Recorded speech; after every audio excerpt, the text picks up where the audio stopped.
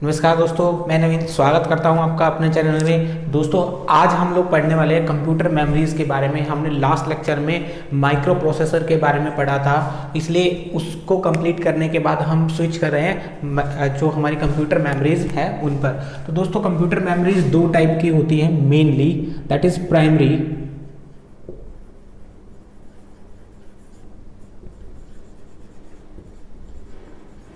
And second is secondary.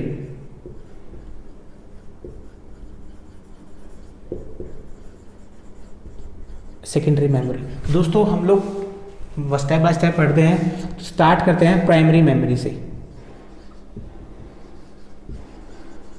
Primary memory.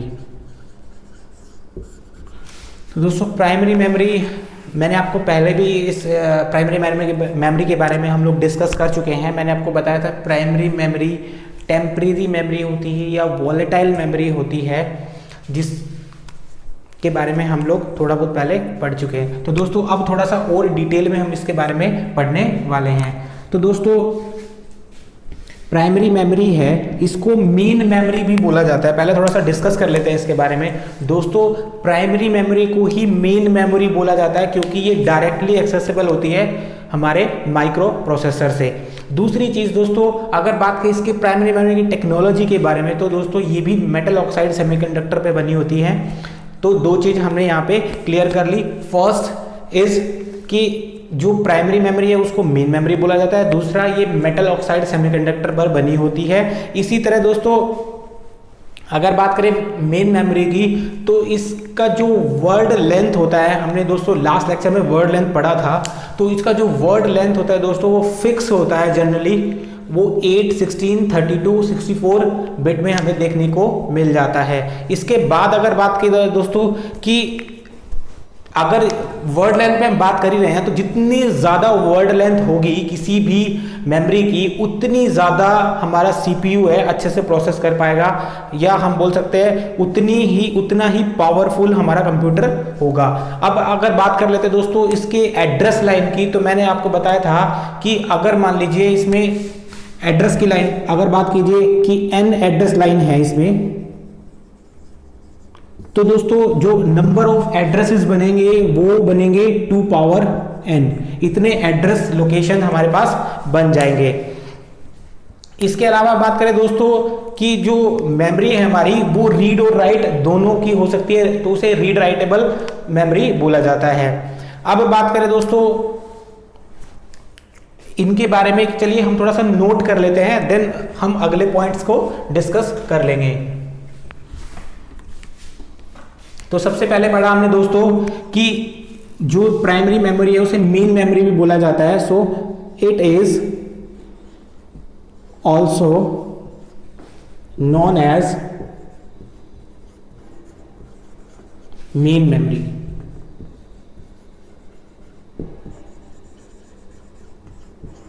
तो दोस्तों इसे मेन मेमोरी बोला जाता है। फर्स्ट पॉइंट हमने पढ़ा।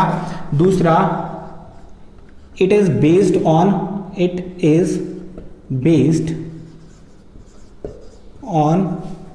Metal oxide semiconductor. हमने माइक्रो प्रोसेसर में भी मोस को पढ़ा था दोस्तों, ये वही है, metal oxide semiconductor, that is मोस टेक्नोलॉजी। इसके बाद जो हमने पॉइंट को डिस्कस किया दोस्तों कि ये मेमोरी डायरेक्टली एक्सेसिबल होती है टू माइक्रो प्रोसेसर और CPU. It is directly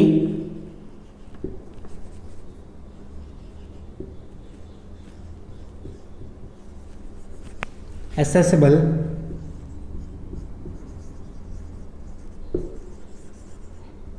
by CPU. CPU इस मेमोरी को डायरेक्ट एक्सेस कर सकता है। अब अगर बात की जाए दोस्तों वर्ड लेंथ की, जो हमने बात की, तो ये जो है अलग अलग वर्ड लेंथ में अवेलेबल होता है। So it is organised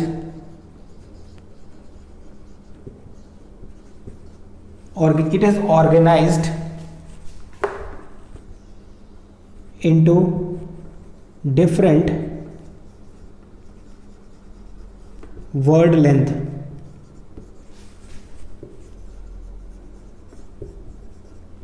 that is 8 bit, 16 bit, 32 bit or and 64 bit।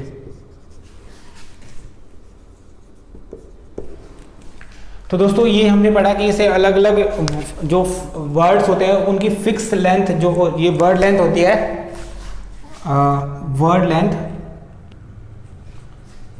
Fixed होती है दोस्तों इसकी। तो आप इसमें एक वर्ड यूज कर लीजिए यहाँ पे, fix word length that is 8, 16 and 32, 64 bit. अब दोस्तों बात करते हैं, जितनी ज्यादा ये वर्ड लेंथ होगी उतना ही पावरफुल हमारा पीसी या कंप्यूटर होगा। अब नेक्स्ट पॉइंट पर बात करते हैं कि अगर हम मानते हैं कि n जो लाइन एड्रेस लाइन है इस पर, तो या n लाइन की एड्रेस बस है, तो 2 पावर n हमने पढ़ा था, उतने ही ज्यादा क्या होंगे एड्रेस लोकेशन अवेलेबल होंगी। So if n lines of address bus are available,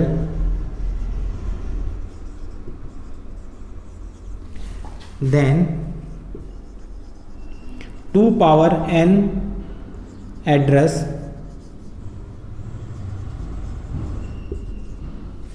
location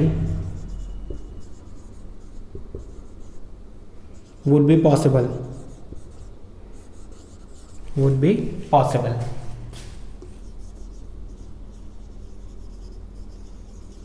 तो दोस्तों इतनी एड्रेस लोकेशंस पॉसिबल हो सकती हैं। तो और दोस्तों ये प्राइमरी मेमोरी रीड और राइट दोनों की जा सकती है, मींस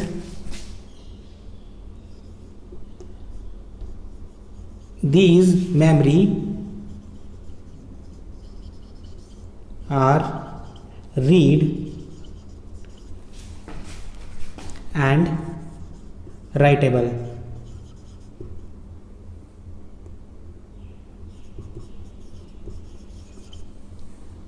मेमोरी दोस्तों ये रीड और राइटेबल दोनों तरह की मेमोरी होती है। अब दोस्तों ये थी हमारी प्राइमरी मेमोरी। अब हम पढ़ते हैं टाइप्स ऑफ प्राइमरी मेमोरी, जो हमारी प्राइमरी मेमोरी के टाइप्स कौन कौन से हो सकते हैं। ये चीज मैंने आपको मेन पॉइंट्स बताए कि मेन मेमोरी के अंदर क्या क्या क्वालिफिकेशन होती है। दूसरी, अब मेन मेमोरी के अंदर कौन कौन सी कैटेगरी आ सकती है या कौन कौन से डिवाइसेस आ सकती है जिनको हम लोग रख सकते हैं अंडर मेन मेमोरी। तो दोस्तों अगर आपने नोट नहीं किया तो इसको नोट कर लीजिए। हम चलते हैं नेक्स्ट टॉपिक पर, टाइप्स ऑफ प्राइमरी मेमोरी पर।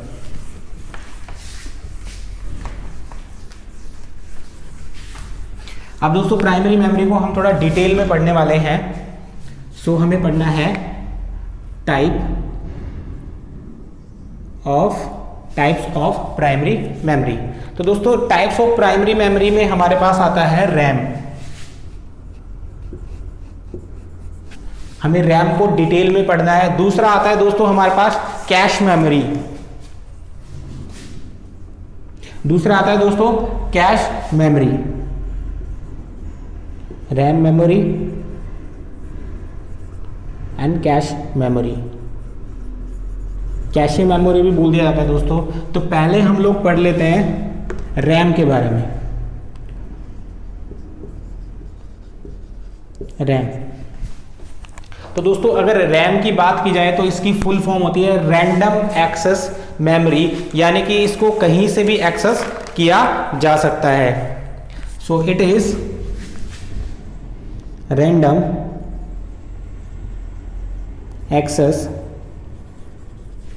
मेमोरी, ये इसकी फुल फॉर्म हो गई दोस्तों। अब बात करते हैं कि इसको रैंडम एक्सेस मेमोरी क्यों बोला जाता है। क्योंकि दोस्तों ये जो मेमोरी है इसको आप कहीं से भी एक्सेस कर सकते हैं, कोई फिक्स लोकेशन की जरूरत नहीं होती, हम रैंडमली कहीं से भी एक्सेस कर सकते हैं। That is why it is called random access memory. So इसको लिख सकते हैं हम, this memory can be accessed can accessed from any desire या any desired location. That is why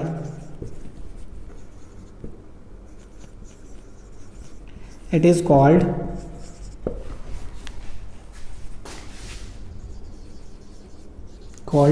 random access memory और रैम। इसे इसीलिए हम क्या कर सकते हैं दोस्तों, रैम या रैंडम एक्सेस मेमोरी बोल सकते हैं। और दोस्तों बात करते हैं जो डाटा और इंस्ट्रक्शन होती है दोनों के दोनों रैम के अंदर ही स्टोर होती है। तो डेटा इंस्ट्रक्शन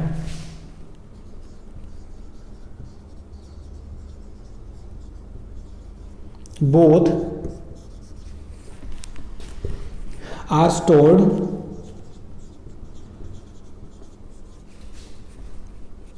in RAM। तो दोस्तों हमने दो चीज पढ़ी। पहली चीज कि रैम को आप कहीं से भी एक्सेस कर सकते हो, इसलिए इसको रैंडम एक्सेस मेमोरी बोला जाता है। दूसरी चीज कि इसके डेटा और इंस्ट्रक्शन दोनों ही इसके अंदर स्टोर होते हैं। अब अगला पॉइंट पढ़ते हैं। इसके अंदर भी दोस्तों डेटा को रीड और राइट दोनों किया जा सकता है। सो डेटा कैन बी रीड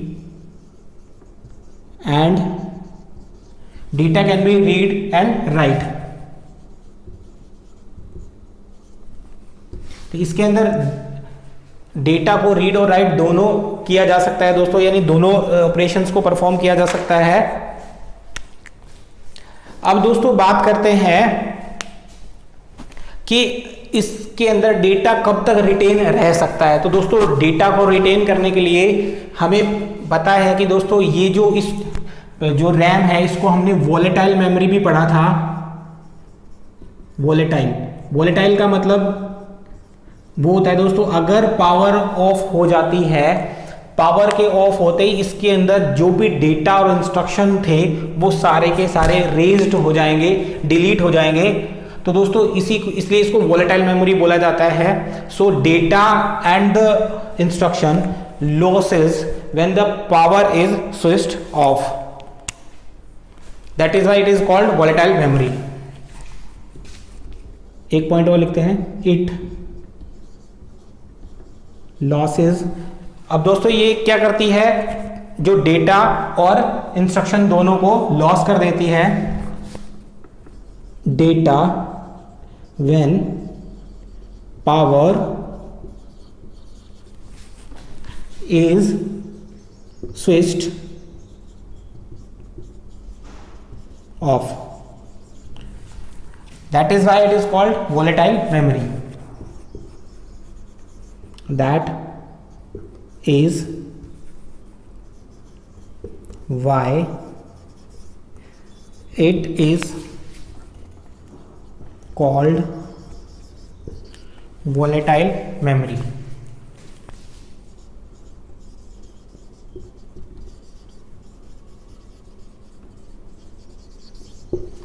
तो दोस्तों यही कारण है कि हम इसे वोलेटाइल मेमोरी बोलते हैं। दोस्तों अगर आपने नोट नहीं किया है तो आप इसको नोट कर लीजिए। इसके बाद हम लोग टाइप्स ऑफ रैम को पढ़ने वाले हैं, यानी रैम को थोड़ा सा और हम लोग डिटेल में पढ़ेंगे। हम लोग ये चेक करेंगे कि रैम कितने टाइप की हो सकती है। चलिए दोस्तों पढ़ते हैं नेक्स्ट, रैम के टाइप्स।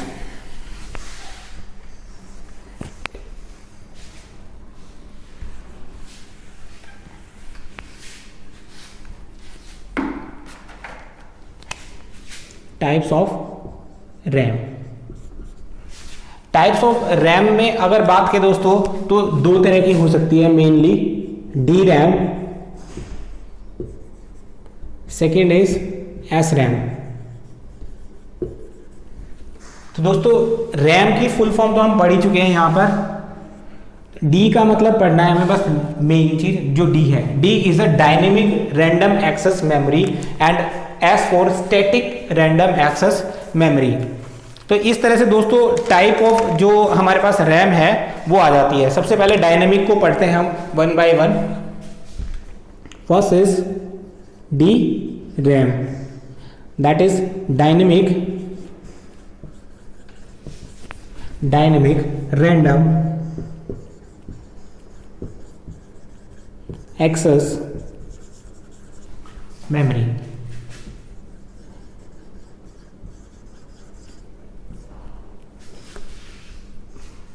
तो दोस्तों डायनेमिक रैंडम एक्सेस मेमोरी इसकी फुल फॉर्म है। अब देखते हैं दोस्तों ये बनी किससे होती है। तो दोस्तों जब हम जनरेशन्स पढ़ रहे थे तब मैंने आपको बताया था कि सेकंड जनरेशन में जाके ट्रांजिस्टर्स की जो डेवलपमेंट है वो हो गई थी। तो ट्रांजिस्टर ही इनमें काफ़ी इंपॉर्टेंस जो है वो रखता है। तो दोस्तों सबसे पहली बात, जो डी रैम है वो ट्रांजिस्टर और कैपेसिटर से मिलके बनी होती है। कैपेसिटर आपने पढ़ा होगा दोस्तों, चार्ज स्टोरिंग डिवाइस है। अब दोस्तों वहाँ पर कैपेसिटर होता है तो उसको बार बार चार्ज और डिस्चार्ज होने की रिक्वायरमेंट होती है। तो जब जहाँ भी कैपेसिटर लगाए तो वो बार बार चार्ज होगा, डिस्चार्ज होगा। इस वजह से दोस्तों इसके चार्ज को मेंटेन करने के लिए हमें बार बार डी रैम को रिफ्रेश करने की रिक्वायरमेंट होती है। अगर आपके पास पुराना पीसी होगा तो उसमें बार बार उसको रिफ्रेश करने की रिक्वायरमेंट होती थी, क्योंकि उसके अंदर डी रैम हम यूज करते थे और जिसके कैपेसिटर को बार बार रिफ्रेश करने की रिक्वायरमेंट पड़ती थी। तो दोस्तों यहां से हमने 2 पॉइंट क्लियर किए। फर्स्ट कि जो डी रैम है वो बनी होती है ट्रांजिस्टर से एंड कैपेसिटर से, और दूसरी चीज दोस्तों क्योंकि ये कैपेसिटर से मिलके बनी है इसलिए इसे बार बार रिफ्रेश करने की हमें रिक्वायरमेंट पड़ती है। चलिए दोस्तों इसके बाद का जो पॉइंट है हम वो भी डिस्कस कर लेते हैं। दोस्तों अगर बात करें इसके टाइप की तो ये भी फर्दर टाइप्स की हो सकती है। पहले हम लोगों ने जो पॉइंट डिस्कस किए हम उसको एक बार नोट डाउन कर लेते हैं। तो फर्स्ट पॉइंट हमने नोट किया कि ये ट्रांजिस्टर से मिलके बनी होती है। So it is made up of transistors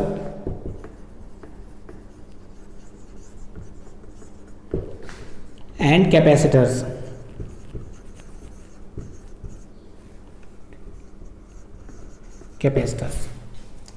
transistor और कैपेसिटर से मिलके बनी होती है दोस्तों। सेकंड पॉइंट हमने पढ़ा, एक चीज और मैं आपको बता दूं दोस्तों कि ट्रांजिस्टर और कैपेसिटर से मिलके बनी होती है, बट अगर बात करें इसकी प्रोडक्शन की तो दोस्तों इसको बनाना हमें सस्ता पड़ता है, बट ये स्लो होती है। So it is cheaper in cost, it is cheaper in cost and slow in speed।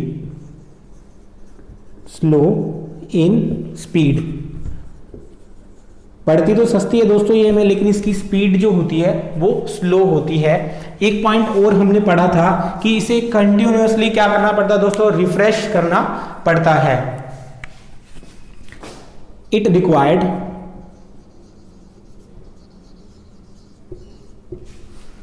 continuously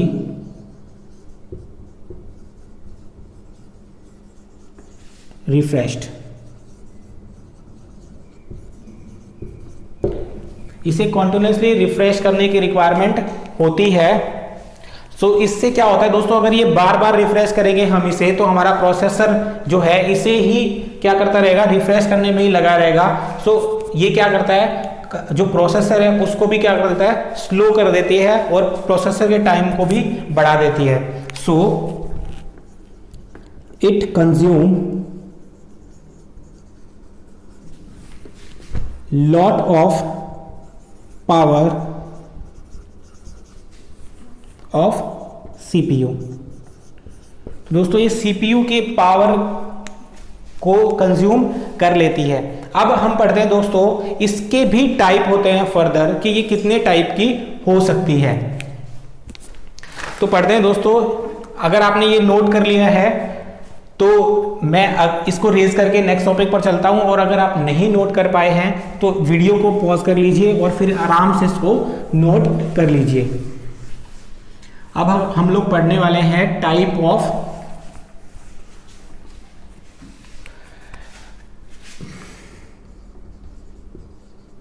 DRAM, dynamic random access memory.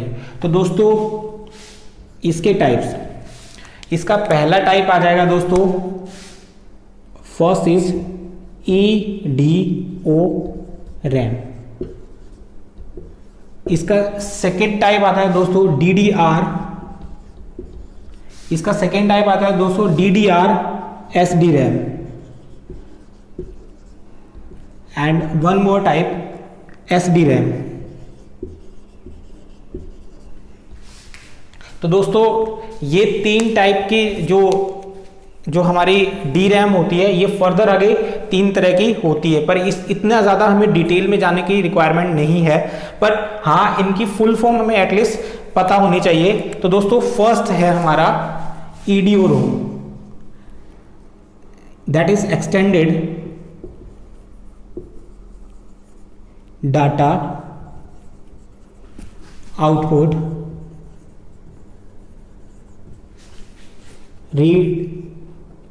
Random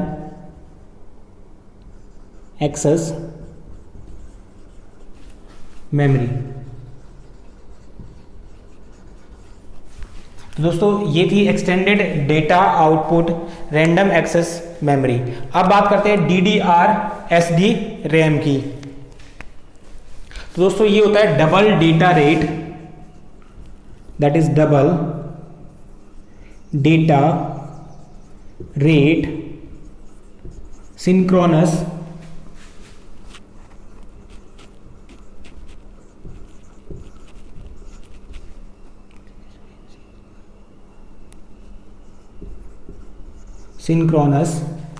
dynamic random access memory.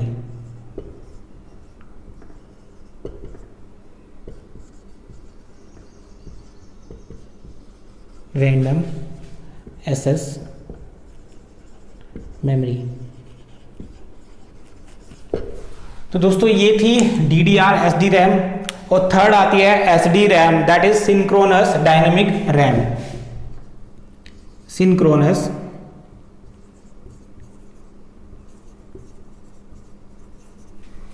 That is synchronous, हमने पढ़ा synchronous dynamic random access memory. तो दोस्तों fourth ये हो जाएगा synchronous dynamic random access memory. तो दोस्तों ये थी तीन टाइप्स की हमारी DRAM, that is dynamic random access memory. चलिए दोस्तों अब हमने DRAM पढ़ ली है, अब हम पढ़ते हैं SRAM के बारे में। SRAM, तो दोस्तों सबसे पहले हम लोग इसकी फुल फॉर्म ही पढ़ लेते हैं, that is static random access memory, that is static random access memory. तो दोस्तों स्टैटिक का मतलब यहां पर हो गया जो कि चेंज नहीं हो रही है। हमने DRAM की बात करें डायनेमिक रैम में, हमने उसमें देखा कि उसके अंदर कैपेसिटर का यूज किया जाता है।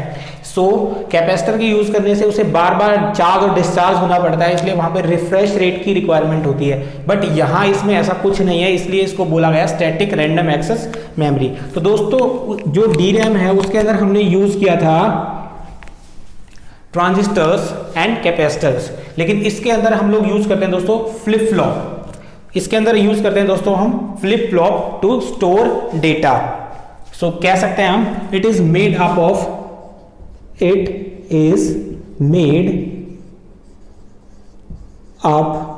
Of flip flop. तो दोस्तों ये फ्लिप फ्लॉप से मिलकर बनी होती है टू स्टोर डेटा।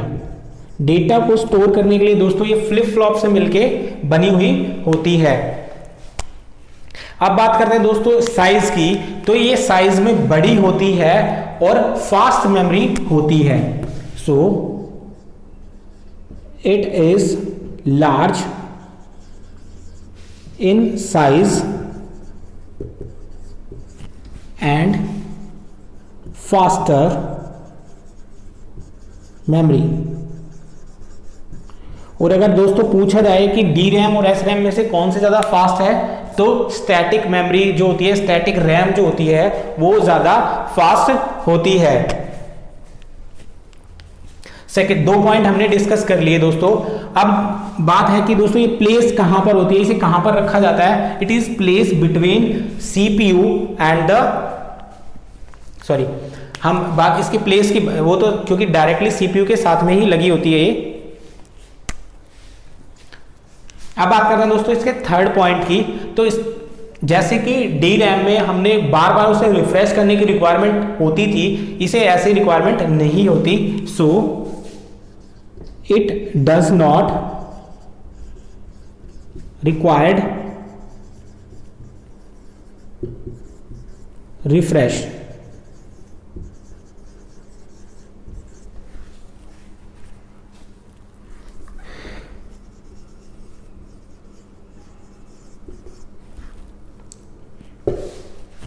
तो इसे जो है दोस्तों, इसे रिफ्रेश करने की रिक्वायरमेंट नहीं होती।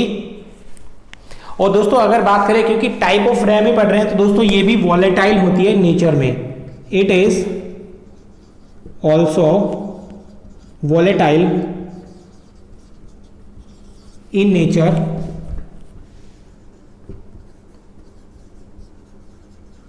And losses all data when the power is switched off. When the power is switched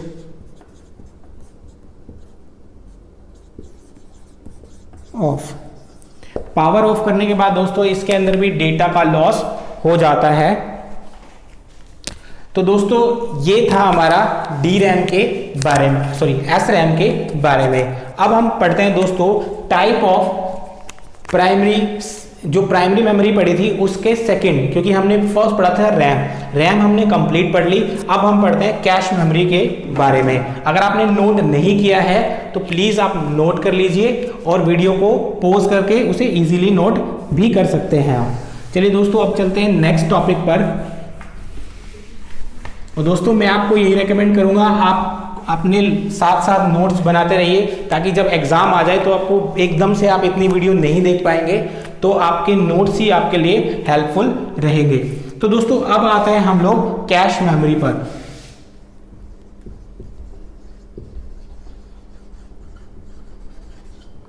cache memory, अब बात करते हैं दोस्तों कैश मेमोरी की। तो दोस्तों अगर इसकी बात करें तो दोस्तों ये जितनी भी मेमोरी होती है, सबसे ज्यादा फास्टेस्ट जो मेमोरी होती है वो यही होती है। So it is the fastest memory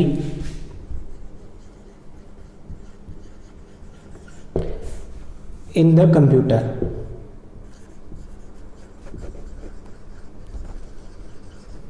computer के अंदर सबसे फास्टेस्ट जो मेमोरी होती है दोस्तों वो यही होती है। और अगर बात करें किससे बनी होती है, तो दोस्तों ये स्टैटिक रैम से मिलके बनी होती है। It is made up of S RAM और स्टैटिक रैम, स्टैटिक रैम। तो दोस्तों ये स्टैटिक रैम से मिलके बनी हुई होती है। अब दोस्तों अगर बात करें हम लोग, हमने लास्ट टाइम भी पढ़ा था कि जो रैम होती है और सीपीयू, अगर रैम और सीपीयू की स्पीड के बारे में बात की जाए तो दोस्तों इसकी स्पीड गीगाहर्ट्ज में होती है और इसकी स्पीड मेगाहर्ट्ज में होती है, तो इनमें बहुत डिफरेंस हो जाता है स्पीड का। तो उस डिफरेंस को ओवरकम करने के लिए हम कैश मेमोरी यूज करते हैं। हम इसके टाइप्स ऑफ कैश मेमोरी में पढ़ेंगे।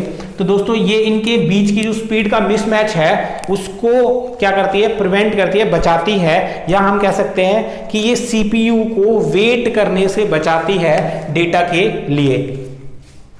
तो थर्ड पॉइंट है दोस्तों, वो हम लिख लेते हैं, it prevent CPU to wait for data because. ऐसा क्यों होता है दोस्तों, क्योंकि हमने अभी पढ़ा कि सीपीयू की स्पीड जो है बहुत ज्यादा होती है। So because of higher speed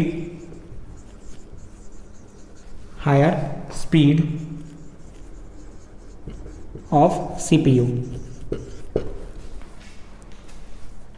तो दोस्तों अब बात करते हैं दोस्तों ये कहाँ हम लोग यूज करते हैं। तो दोस्तों ये यूज की जाती है, मैं आपको बताता हूं। जैसे मान लीजिए ये CPU है and this is the RAM.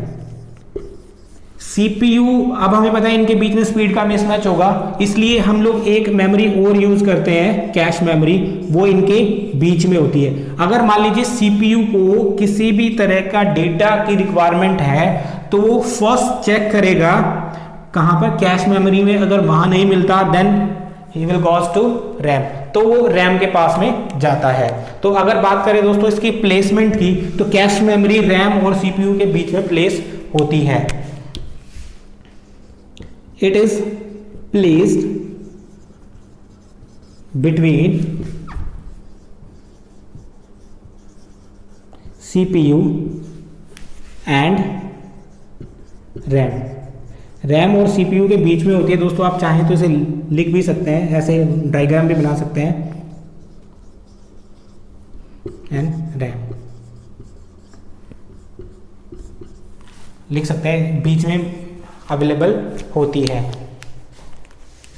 और अगर बात की जाए डेटा की, तो दोस्तों CPU जो है सबसे पहले कैश मेमोरी में डेटा को चेक करता है, देन वो जाता है रैम के पास। तो ये पॉइंट और लिख लेते हैं, CPU first check data in cache memory.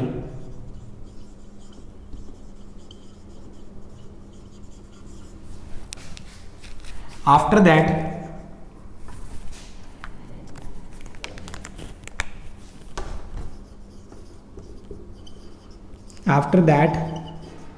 it goes to RAM। पहले वो कैश मेमोरी में ही चेक करता है दोस्तों, इसके बाद में वो मूव करता है रैम की तरफ। तो दोस्तों ये था हमारे कैश मेमोरी में। अब हम लोग पढ़ लेते हैं टाइप्स ऑफ कैश मेमोरी। तो दोस्तों देख लेते हैं कितने टाइप की कैश मेमोरी है। आई होप आप नोट कर रहे होंगे साथ साथ में, अगर नहीं किया होगा तो वीडियो को पॉज कर लीजिए, वहां से आप इजीली उसको नोट कर सकते हैं।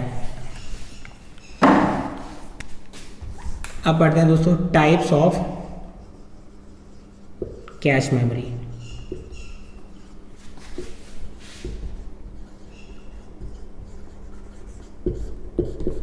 टाइप्स ऑफ कैश मेमोरी पढ़ लेते हैं। तो दोस्तों कैश मेमोरी जो होती है वो दो टाइप की होती है, L1 cash and L2 cash.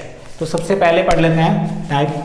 First is L1 cache memory and second is L2 cache memory. Second is L2 cache memory. अब दोस्तों बात करें L1 की, अगर कैश मेमोरी में भी देखा जाए, that is L1 cache memory. तो दोस्तों कैश मेमोरी भी दो है और इन दोनों में सबसे फास्टेस्ट जो मेमोरी होती है वो L1 कैश मेमोरी होती है, क्योंकि ये बंद इनबिल्ट होती है CPU। it is fastest memory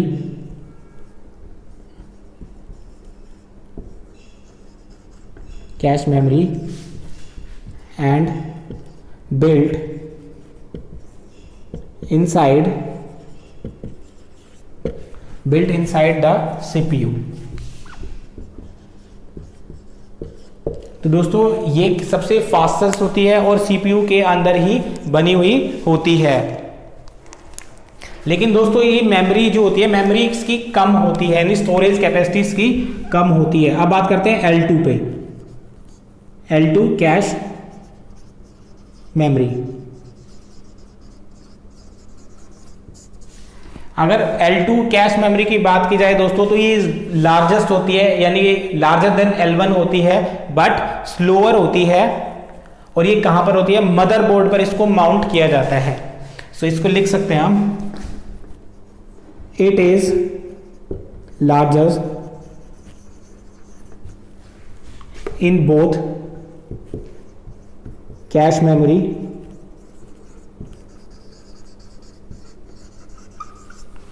दोनों में लार्जेस्ट होती है एंड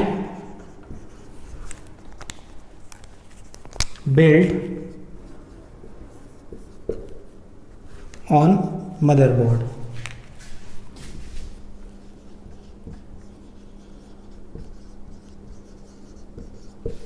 वो दोस्तों ये मदरबोर्ड पर बिल्ड होती है या इसे माउंट किया जाता है मदरबोर्ड पर। तो दोस्तों ये थी हमारी टाइप्स ऑफ प्राइमरी मेमोरी, जो कि हमने पढ़ा रैम के बारे में और कैश मेमोरी के बारे में। अब हम मूव करते हैं दोस्तों सेकेंडरी मेमोरी पर। अगर आपने नोट नहीं किया तो इसे नोट कर लीजिए। और चलिए दोस्तों मूव करते हैं हम लोग second type of memory, that is secondary memory और परमानेंट मेमोरी। तो अब हम लोग आ गए हमारी सेकेंड टाइप की मेमोरी पर, that is secondary memory. Secondary memory दोस्तों, सेकेंडरी मेमोरी में सबसे पहले आता है रोम। फर्स्ट इज रोम। रोम की बात की जाए तो दोस्तों that is read only memory. Read only memory. तो दोस्तों जैसा कि आपको इसकी फुल फॉर्म से पता चल रहा है, रीड ओनली मेमोरी, यानी कि ये टाइप ऑफ मेमोरी है जिसको सिर्फ रीड ही किया जा सकता है, आप इसको राइट नहीं कर सकते। तो दोस्तों ये होती है हमारी रीड ओनली मेमोरी। अब दोस्तों बात करते हैं ये यूज कहां की जाती है। तो दोस्तों ये वहां पर यूज की जाती है जहां पर हमें डेटा को परमानेंट स्टोर करने के लिए मेमोरी की रिक्वायरमेंट होती है, क्योंकि रैम जो होती है वो डेटा को परमानेंट स्टोर नहीं कर सकती। और इसके अलावा हम बात करें दोस्तों कि अगर हमें डेटा को पोर्ट करना है, पोर्ट मतलब आपको डेटा को एक जगह से दूसरी जगह पे मूव कराना है या आपको लेकर जाना है, तो आप कैसे लेके जाएंगे? उसके लिए हमें परमानेंट स्टोरेज की रिक्वायरमेंट होती है। इसीलिए हमें दोस्तों सेकेंडरी मेमोरी की रिक्वायरमेंट पड़ी। अब सेकेंडरी मेमोरी में सबसे पहले अगर बात कर ली जाए तो सेकेंडरी मेमोरी में रोम को हम सबसे पहले काउंट करते हैं। चलिए दोस्तों पढ़ते हैं रोम के ऑपरेशंस के बारे में। तो सबसे पहले मैंने आपको बताया that is read only memory. तो इसका फंक्शन ही होता है दोस्तों सिर्फ और सिर्फ जो डेटा इसके अंदर होता है उसे सिर्फ रीड किया जा सकता है, हम लोग इसे राइट नहीं कर सकते। सो it is use only for read operation. पहला पॉइंट यही हो जाएगा दोस्तों, it is used for only read operations. इसे सिर्फ रीड करने के लिए यूज किया जा सकता है। अब बात करते हैं दोस्तों रोम के अंदर। इसके अंदर दोस्तों कंटेंट जब भी हम राइट करते हैं तो वो इसके at the time of manufacturing ही करते हैं। सो हम कह सकते हैं कि जो मैन्युफैक्चरर है वही इसके अंदर क्या करता है दोस्तों, डेटा को, कंटेंट को डालता है, या कह सकते हैं हम कि data is written in ROM at the time of manufacturing.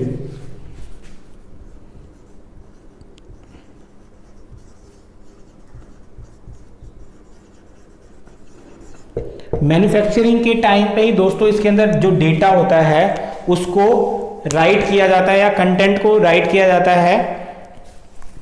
After that हम इसे चेंज नहीं कर सकते। So after manufacturing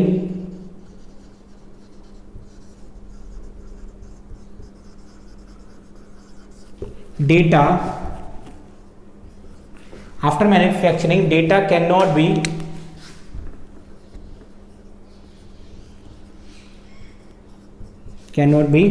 written in ROM। यानी मैन्युफैक्चरिंग के बाद हम लोग इसके अंदर डेटा को राइट नहीं कर सकते। अब दूसरी चीज आती है दोस्तों कि ये जो टाइप ऑफ मेमोरी है ये नॉन वोलेटाइल इन नेचर है। नॉन वोलेटाइल इन नेचर का मतलब कि अगर हम लोगों ने इसमें डेटा को राइट कर दिया तो और पावर को हमने स्विच ऑफ कर दिया तो उस केस में डेटा डिलीट नहीं होगा, हमारा डेटा उसके अंदर रिटेन रहेगा। सो थर्ड पॉइंट हम लिख सकते हैं, it is non volatile in nature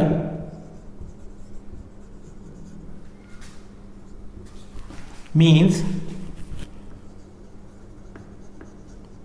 data will not erased after power is off। जब पावर ऑफ कर देंगे उसके बाद भी दोस्तों इसके अंदर डेटा जो है वो डिलीट नहीं होगा, और अगर डेटा डिलीट नहीं होगा तो इसको हम बोल सकते हैं permanent memory. So it is also known as permanent memory. It is also known as permanent memory.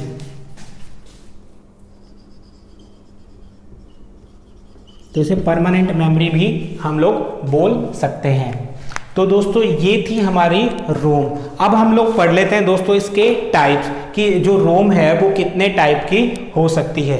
अगर दोस्तों आपने नोट नहीं किया है तो वीडियो को पॉज कर लीजिए और अब हम चलते हैं नेक्स्ट टॉपिक पर, that is types of Rome.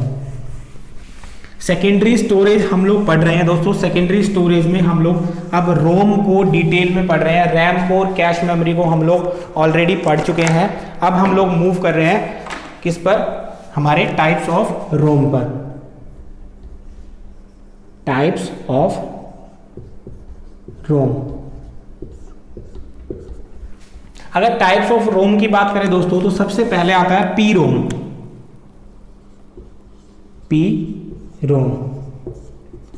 PROM, that is programmable read only memory। that is programmable read only memory।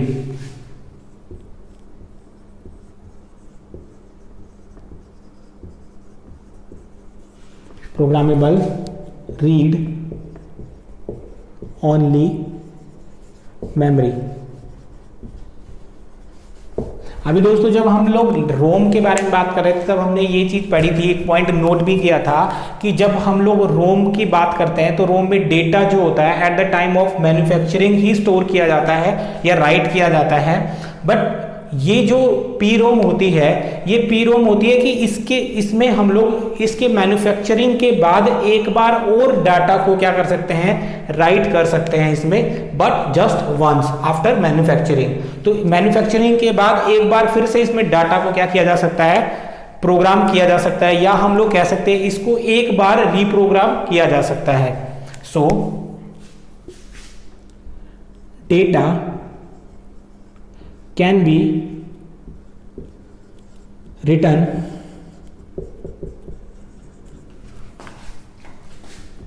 in PROM for just one time after manufacturing.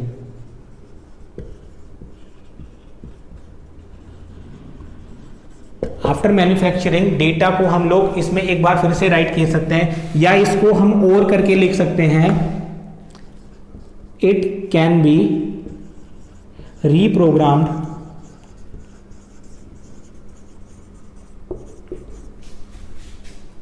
Once.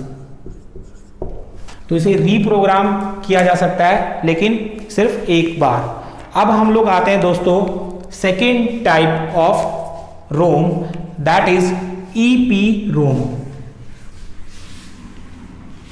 अब बात करते हैं दोस्तों EPROM के बारे में। हमने पढ़ा, सबसे पहले पढ़ा हमने दोस्तों रोम के बारे में, that is read only memory, यानी कि सिर्फ उसको मैन्युफैक्चरिंग के टाइम पे ही क्या कर सकते हैं, कंटेंट उसके अंदर राइट किया जा सकता है। फिर हमने पढ़ा दूसरा प्रोग्रामेबल रीड ओनली मेमोरी, इसमें हम उसे एक बार फिर से मैन्युफैक्चरिंग के बाद में रीप्रोग्राम कर सकते हैं। अब हम लोग पढ़ते हैं दोस्तों उसके बाद वाली, that is erasable programmable read only memory, यानी कि इसके अंदर जो कंटेंट है उसको क्या किया जा सकता है, इरेज किया जा सकता है, और इसकी जो मेमोरी है उसको दोस्तों बार बार रीप्रोग्राम किया जा सकता है। सो अगर हम इसकी बात करें तो दोस्तों in this the content can be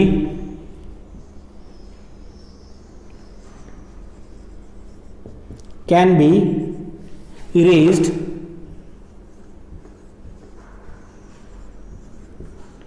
and the memory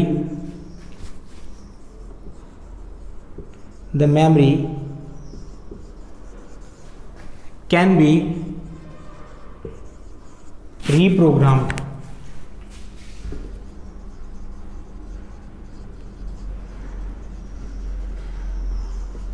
memory can be reprogrammed. तो दोस्तों इसकी मेमोरी को रीप्रोग्राम किया जा सकता है। अब हम लोग बात करते हैं दोस्तों हमारी जो नेक्स्ट है दैट इज, और दोस्तों अगर बात करें इसको इरेज करने के लिए, तो इसको इरेज करने के लिए मैं बता दूं आपको, हम लोग यूवी रेज का जो है यूज करते हैं। सो यूवी रेज, और UV that is ultra violet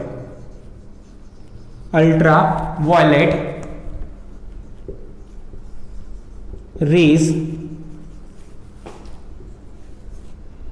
are used to erase data. तो दोस्तों इसके डेटा को इरेज करने के लिए हम यूवी रेज का यूज करते हैं। अब दोस्तों एक लास्ट जो टाइप इसका बच जाता है हमारे पास, दैट इज EEPROM। जो लास्ट टाइप है दोस्तों वो EEPROM है। अगर आपने इसको नहीं नोट किया है तो प्लीज वीडियो को पॉज कर लीजिए और उसे नोट कर लीजिए। अब हम लोग पढ़ने वाले हैं EEPROM। तो दोस्तों EEPROM का मतलब हो गया दोस्तों electrically erasable programmable read only memory, that is electrically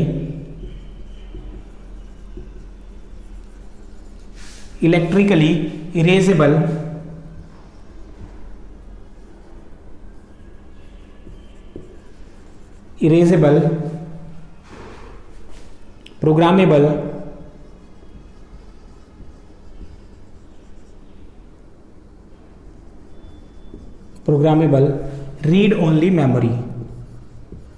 programmable read only memory,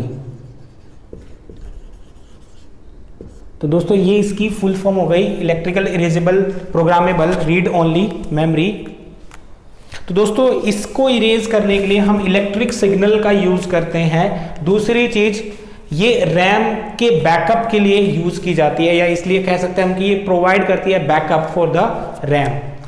तो इसमें दो ही पॉइंट लिखेंगे हम लोग, ज़्यादा नहीं पढ़ेंगे इसको डिटेल में दोस्तों। तो सबसे पहले हमने पढ़ा it can be erased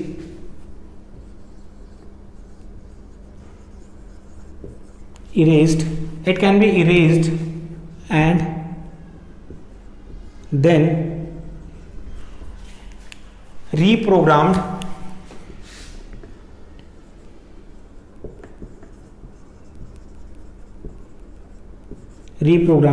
using electric signals.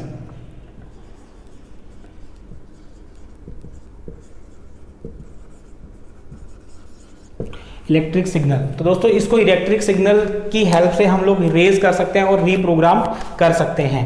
Second हमने पढ़ा कि ये बैकअप प्रोवाइड करती है किसको, रैम को। So it is used to provide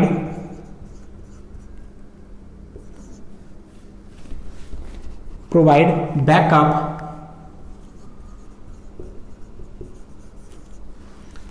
और बैकअप फॉर रैम। तो दोस्तों इसे रैम के बैकअप के रूप में हम लोग यूज करते हैं। तो दोस्तों ये थे रोम के टाइप्स। अब हम लोग पढ़ेंगे दोस्तों other types of secondary storage.